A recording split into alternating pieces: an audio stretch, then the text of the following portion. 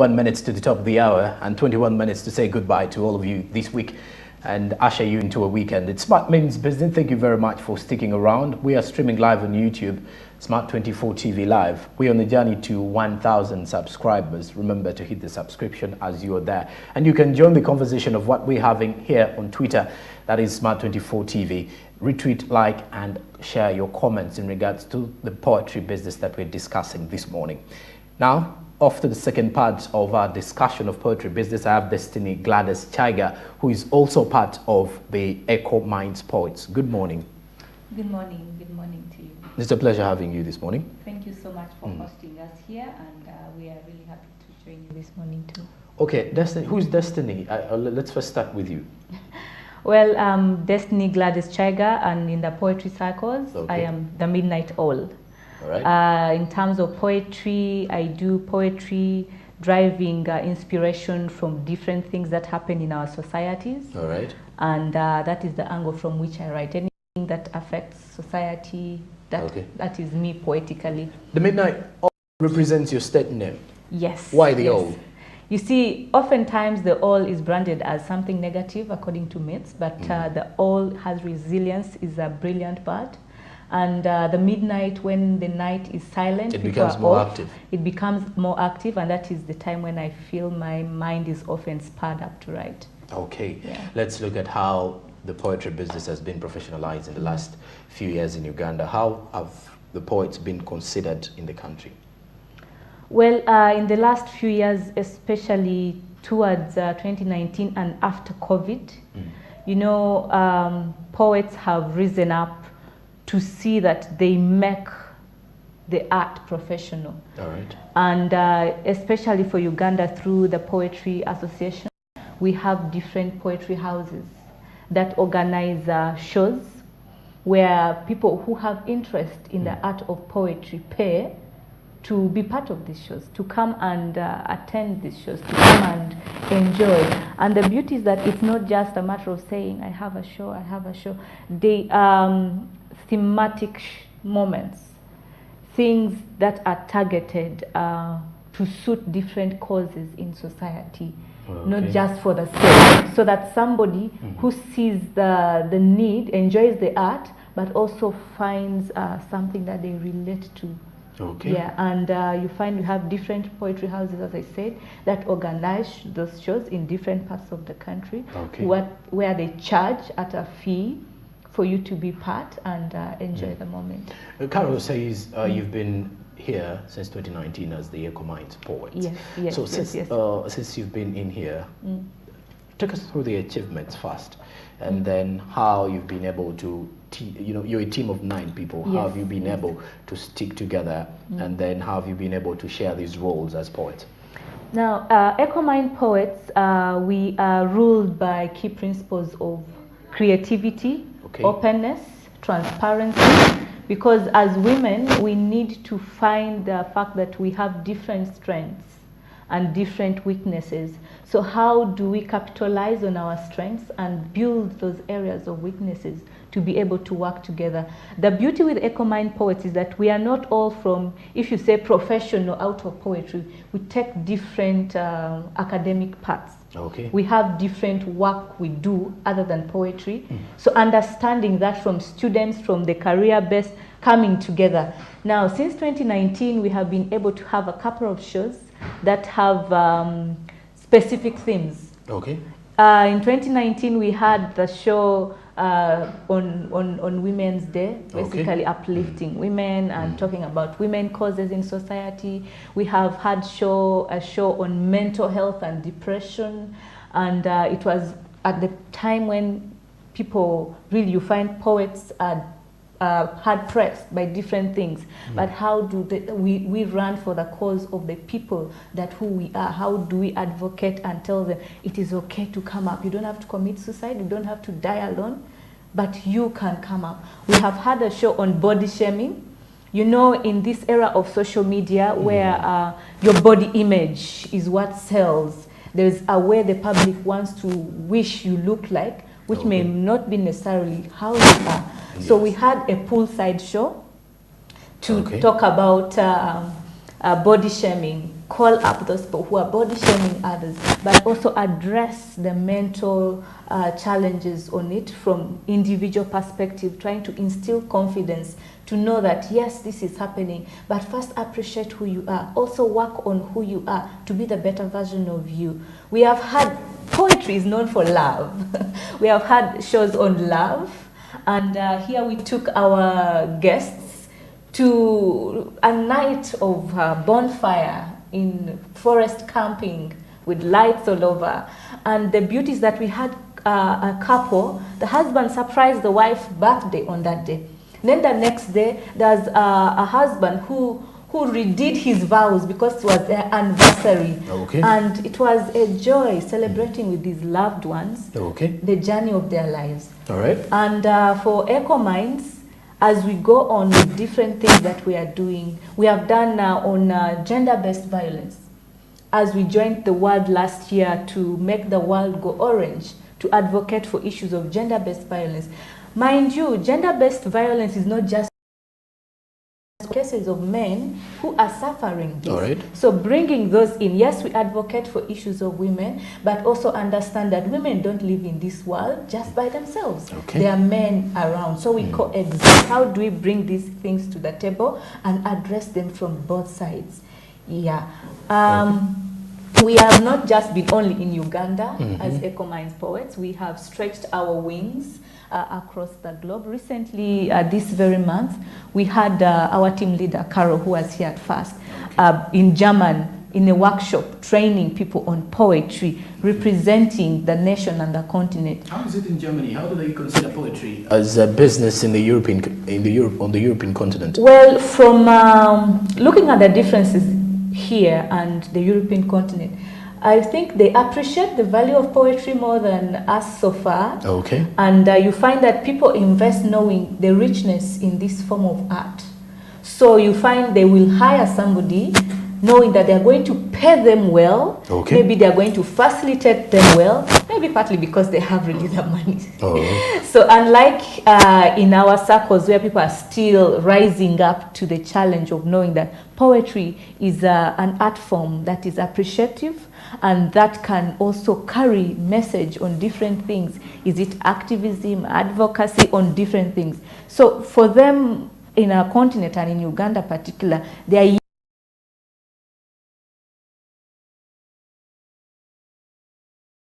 are poetry is as other art forms are, so you need to pay very well for this art form. After all, there is investment in mind, in thinking, in time to create this content and also prepare. If it involves performance, it involves publications, books, authoring, it involves a lot of time and resources. So it is worth appreciating when you pay for that. Okay. Yes, I was saying that other than the German, in May, we were in Kenya. There's the East African Poetic Hour Battle, bringing different poets from the region to compete. And lucky enough, Uganda, we had the second runner-up. That was me. And thank you. I managed to bring an award, not only for the country, but for the team, Echo Minds, but also the greater poetry circle in Uganda, and also for myself. So having that penetration and network in the region and the world is very important. That is why this month, on 30th, we are hosting the Kenyan team from the East African Poetic Hour Battle in Uganda. The Echo Minds are hosting.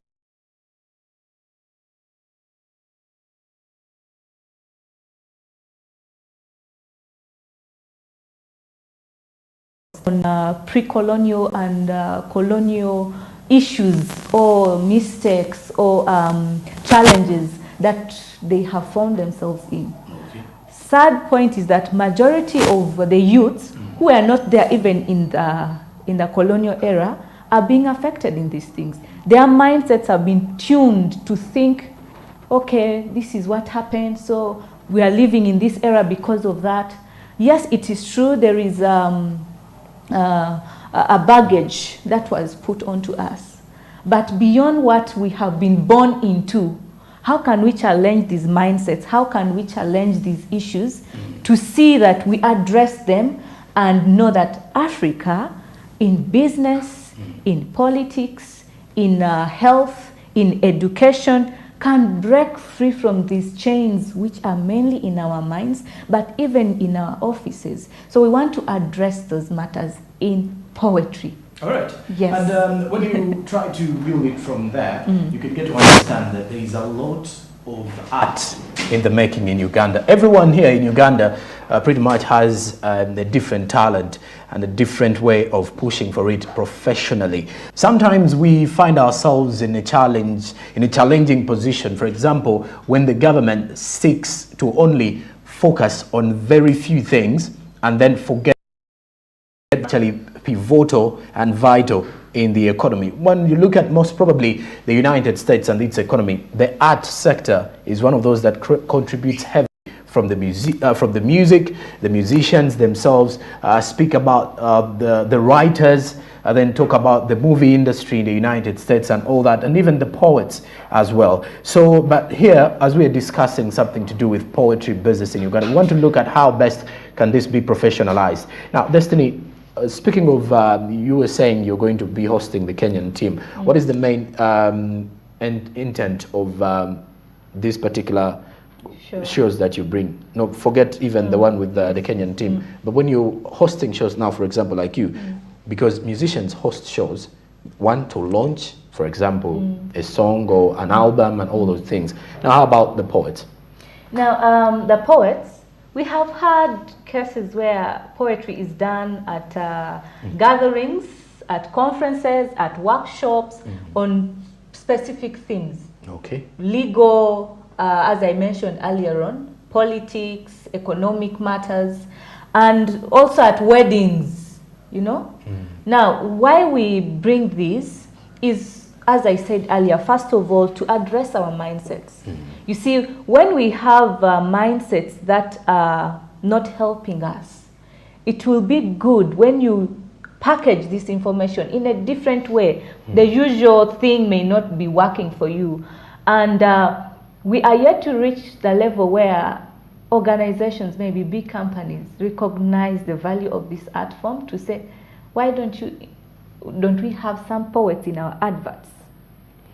Why don't we have some poets in our maybe product launches? Okay. Because often we reach out to some of these organizations, but because they have not yet appreciated your work, the form of art that poetry is, they are yet to build there. I don't want to say that they will not reach there, because we are still making this possible, and we shall continue to reach out to them until they understand, and they involve different poets, not only just the Ecomine poets, but the wider group of poets in Uganda in the different things, because they can be ambassadors even for this. We have had ambassadorship for animal welfare recently, where poets were trained and they did work that is to advocate for animal welfare.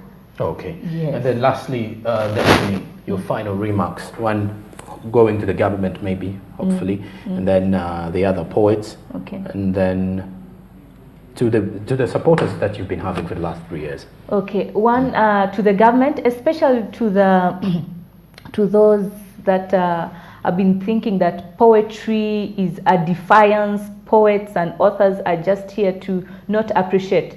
Yes, as much as that could have been the case, we see what is happening in society, and we bring a new art form, a voice that addresses these things. So we are here to work together for the good of our country. We are here to work together for the good of our communities. And we are ready and willing to work with different parties and bodies to see that our country grows to the levels that we want, not just entertainment, poetry, but in all aspects of it. And to the fellow poets, you are there, you are bleeding inks, you are resilient. Don't give up on your art, don't give up on reaching out for different partnerships, for making yourself better, because surely this is just the start of shining. Then to our supporters, I would like to appreciate for this particular time round, United Nations Association of Uganda, Coffee City in Tinda, the People's Talk Africa, East African Poetic Hour Battle, the Poetry Association of Uganda, and all our fans for always rallying behind us to see that we bring change to our societies, positive change, and add to what impact we have. So as we say bye-bye, we have our tickets at only 20,000 for early bird and 30,000 at entrance. You can always reach us on our social media platforms, that is EcoMind Poets, and we are thankful for having this opportunity here. All right.